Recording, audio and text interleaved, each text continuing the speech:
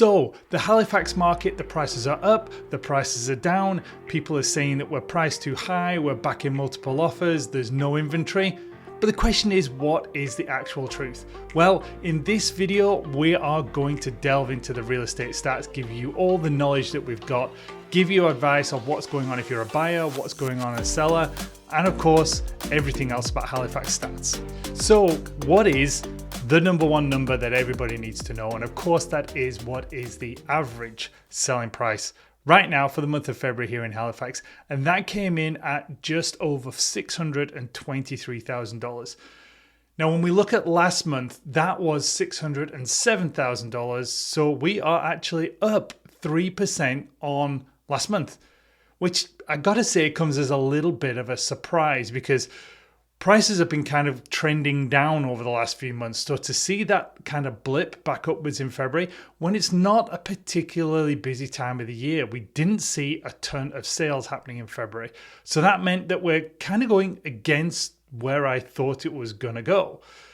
So what we really need to look at is obviously those top markets that have been selling the most that we will do later on in the video, because those are the markets that are going to tell us the average prices. And if they're selling the most amount of properties, those are the ones that are probably driving the price up a little bit. Now, yes, there is some $1 million stuff in there, but it wasn't a huge number of $1 million stuff. So it didn't pull the price up that much. But again, we'll cover the price brackets later on as well. So comparing that 623 to last year, that was 638. So we're actually down 2% on last year's number. So yes, there's been a little bit of an increase, but when we compare it to this month last year, we're actually down. So it's just a very interesting time right now. The January, the February, the Marches are always that time when is the market picking up? Is it slowing down? Are prices going up? How much is coming to the market? Are we going over asking price? All of those things. Now, to address the are we going over asking price? No, we're not in general. And there's a little clue. In general, we're not going over asking price. So when we look at that sale to list price number, that's 98.6%, which is the equivalent of $9,000 when you compare the list price to the selling price. Now, not the original list price. We'll cover that one later as well. So that tells you that on average, most of the people are going in under asking price. But here's that little caveat. I've looked at two properties at the end of February, one at $800,000 in the west end of Halifax, another one at $550,000 in Lower Sackville. Both of those properties went multiple offers, and I am 100% sure they're going to go over asking price.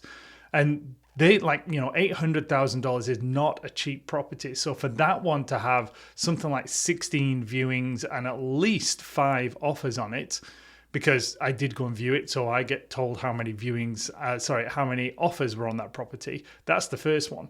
Now, yes, West End Halifax, very popular neighborhood. The house is very well looked after, and it did look really nice.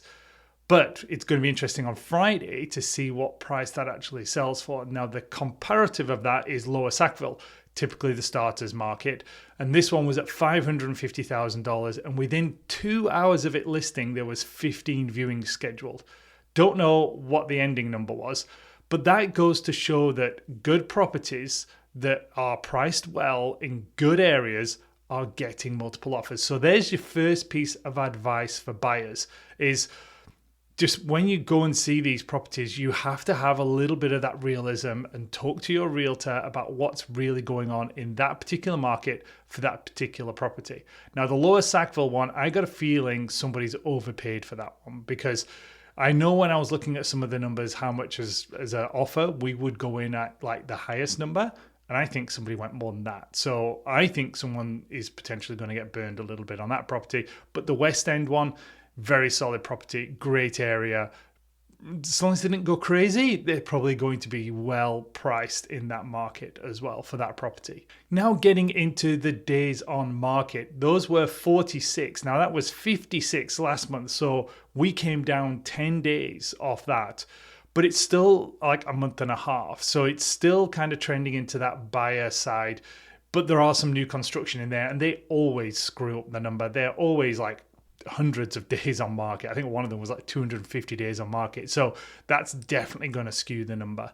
Now, last year, that was 41 days on market. So we're just like a little bit up on last year, but not terribly. So when you look at those numbers, what that means for buyers certainly means that apart from these multiple offer houses, you have some time. You don't have to rush. You actually can get in and see these properties. Now, from a seller point of view, it just means don't expect every property, because yes, 2 properties we talked about, multiple offers, but it's not the case in everything. The 2 listings that I actually put up in February for clients of ours, both of those, we didn't get like a ton of viewings, but we both got full price offers on the second day from the third and the second viewing. So it just goes to show we don't need a ton of viewings. Like if we're getting full price offers, that means we did good marketing. We came to the strategy with the pricing that was accurate for the marketing as well. And we got the people in the door early. Looking now at how many houses did we actually sell, we were at 232 sales. Compared to last month, that was 188 last month. So, yes, we are up on last month, which is great, like something like 23%. Last year, that number was 277. So we're actually down on last year's volume, which is another interesting play when you look at it to say, well, yes, we've got some good listings that are out there, but equally we're kind of behind a little bit on last year's numbers. And I think this year compared to last year is going to be a very similar in terms of volume and in terms of the pricing and everything that we've got going on this month. Months of inventory now, we're at 2.6 months. So it actually came down because last month that was 3.4. So we're down like half a month on last month. But last year that was 2.4, so we're up half a month on last year. Now the number of active houses for sale right now is 652 sales. Last month that was 647, so like no real change there. Last year that was 668, so again, not too much of a difference from last time either. But the one thing we did see is the number of listings that came to the market actually was lower than what it was last month, but the number of sales went up. Now, typically, those 2 lines, if you look at the graph, they tend to follow each other. So number of listings goes up, number of sales goes up. But this month, listings came down from the previous month in January in terms of how many houses we put up for sale, but the number of sales actually went up. So that's what decreased the months of inventory from last month to this month, because we basically didn't list as many, but we sold more. So it ate into the inventory a bit. However, still at 2.4 months, that is still a strong buyer's market. But again, some of those other indicators, the days on market, the number of listings coming to the market, the number of sales, the average prices, in terms of list to sale price, you can see that we're starting to get a little bit more of that buyer feel. It's just the months of inventory is not really showing it. Now that sales to new listing ratio as well, that's another one that we like to look at, because that came to only 75%. So in other words, the number of listings that were put to the market versus the number of sales that we actually had, the sales was 75% of the listings, which shows that, again, we're starting to stick into that inventory a little bit and certainly keep that number flowing in the right direction, which, because the previous month we were down like 50% sale to new listing ratio. So that way, like a lot of listings came on the market, but we didn't sell as many. At least now we're kind of going back into that trend. You want it to be, well, depending on how you look at it from a buyer or seller point of view, you want it to be around about that 100%, which means that we're not necessarily building inventory, but we're also not ripping through it, because all the new stuff that comes to the market is getting sold straight away, because that puts it firm and square back in the seller's market should that get over 100% again. Now let's get into some of those price brackets. And we want to look at like all the price brackets. We want to look at the number of sales. We want to look at the number of days on market. And at the same time, we want to see the average price decreases.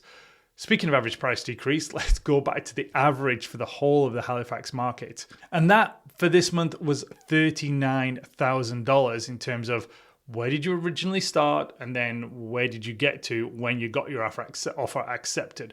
And there's some couple of noticeable ones in there as well that, are pretty high. Like there was one in there for $215,000 price drop. I guess the price category that one was in, over $1 million. But also there was a couple at like the 135, the 145 ones, which were some of the new construction. So unfortunately, some of that new construction does actually throw off the numbers a little bit, because what the builder actually says they're going to put on the market, they obviously say they want to build a $1.5 million bungalow, for instance, in Fall River. And then somebody comes along and says, no, that's not what I want. I want a $1.2 million bungalow. Everything gets changed and the price drops. So unfortunately, it does screw the number a little bit, but it's not horrendous. So that's where we ended up for this month in February. Right, averages. $0 to $300,000 is where we will start. And that was 9 sales there with 65 days on market and an average price drop of $57,000 in that price range. $300,000 to $400,000, that was 15 sales, 61 days on market and $33,000 average price drop. So like getting a little bit popular, but again, between $300,000 and $400,000, not a lot of properties selling there because there's not a lot for sale. $400,000 to $500,000, now we're getting into it. We got 51 sales, 26 days on market and a $25,000 average price drop. $500,000 to $600,000, again, this is kind of the other popular market. 54 houses for sale, 45 days on market, and an average of a $30,000 price drop. Getting up there now, but still in a fairly popular price range, $600,000 to $700,000. We have 37 homes that were sold there, 46 days on market, but a $38,000 average price drop. Next one up, $700,000 to $800,000, 25 home sales, 70 days on market there, and an average $44,000 price drop. Jumping into the really high stuff now, $800,000 to $900,000, 20 home sales, 44 days on market, and $26,000 average price drop. $900,000 to $1 million, only 6 properties sold in that one there, 67 days on market, and no price drops at all in terms of like what actually went on there. Once you get over $1 million though, we did have 15 properties there, so quite a few properties, but nobody over $2 million. 37 days on market and $145,000 average price drop, which just goes to show how the average price drop can affect the total average price drop for the whole of HRM. Okay, into the last segment here, because we're going to go through those top 3 markets, which this month is actually 4 top markets because we had a tie for number 2. So coming in at number 1, we have Timberley Prospects at Margaret's Bay, Upper Tantallon, with a $616,000 list price, but a $611,000 sale price. So that's pretty good for them because that means they came in at 99.3% sale to list price. Now, $29,000 average price drop though to get to the list price that sold.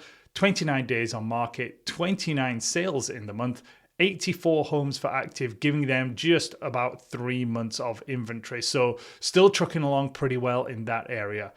Joint number 2, East Hants, Colchester West, Enfield, Elmsdale, Lance area. $521 list price, which is coming down a bit, but it's still good for that area, which tends to suggest that people are moving there, but there's also probably some new construction because there's a new construction development up there, which is certainly in that $500,000 to $550,000 price range. So that could be helping their average.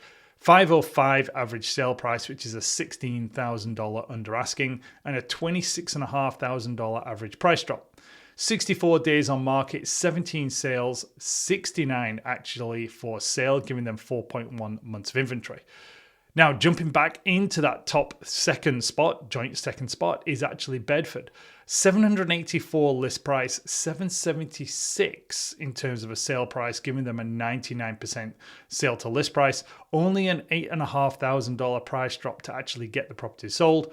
20 days on market, 17 sales, 43 active for sale, giving them 2.5 months of inventory. So pretty solid market there for the Bedford people. And it's nice to kind of get them back into the top 3/4 because typically they used to be there in the summer and dropped off a bit. So we'll see what happens when we get past April into May and see what their market does then. Now, coming in at number 4, it's actually called Beaverbank Upper Sackville, but really this is a lot of middle Sackville properties in there just because of the MLS districts, how it works. $662 list price, $653 sale, giving them a 98.7% sale to list price, but a $48,000 average price drop to get them to the sale point. 30 days on market, 16 sales in a month, 71 for sale, giving them 4.4 months of inventory.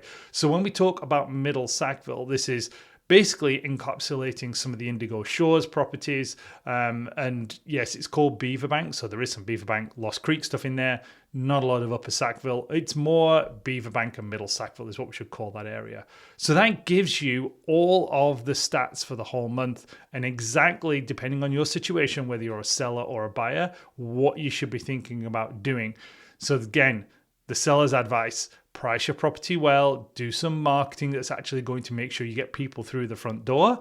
And within the first 10 to 14 days, you'll know exactly where you stand. Because if you get it well, like we did, we only had 2 days on the market and then we were conditional. So it's working really well. Now, from a buyer point of view, the interest rates are certainly coming down. There's a couple of new programs now with Nova Scotia for the down payment, that 2% down payment program, which is all about credit unions.